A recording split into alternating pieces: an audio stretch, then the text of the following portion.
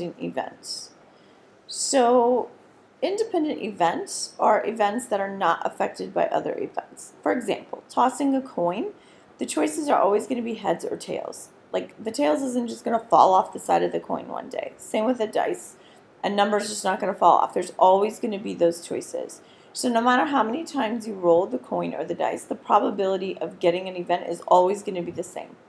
So no matter how many times you roll a dice, the probability of getting a 5 is always going to be 1 out of 6. We're going to come back to independent events in a minute. Dependent events are when something does depend on it. So like if I'm drawing marbles out of a bag and I want to know what's the probability of getting green.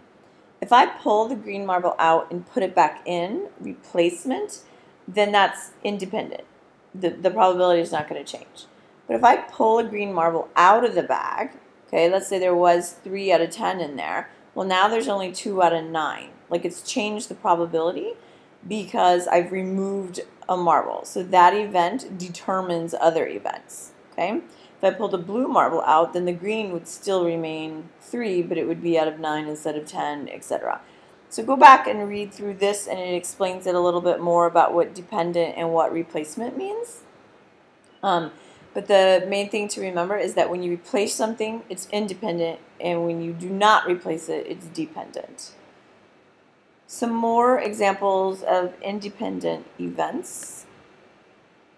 One thing that people really get confused about with independent events is that, let's say you're doing heads and tails on a coin.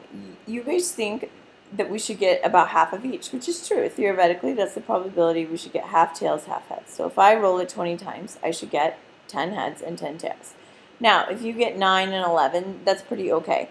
But if you rolled a coin and you got 8 heads in a row, okay, a lot of people tend to think, well, it's got to be tails next. I've gotten so many heads, it's got to be tails. But the coin doesn't know that it's had that many heads up.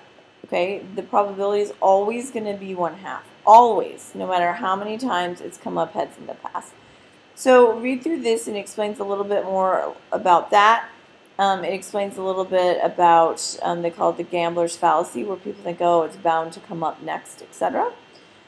So I'm putting the links to these pages. It might be worth it to just read through it, look through it. One thing I want you to notice is the notation. This is just a shortcut of writing what's the probability of event A and B happening at the same time. So you find the probability of A happening, the probability of B happening, and multiply it. And that P is just a short word to write what is the probability of. So run through these, look through it. If you have any questions, put it on the discussion board and ask some of your classmates, or you can ask me.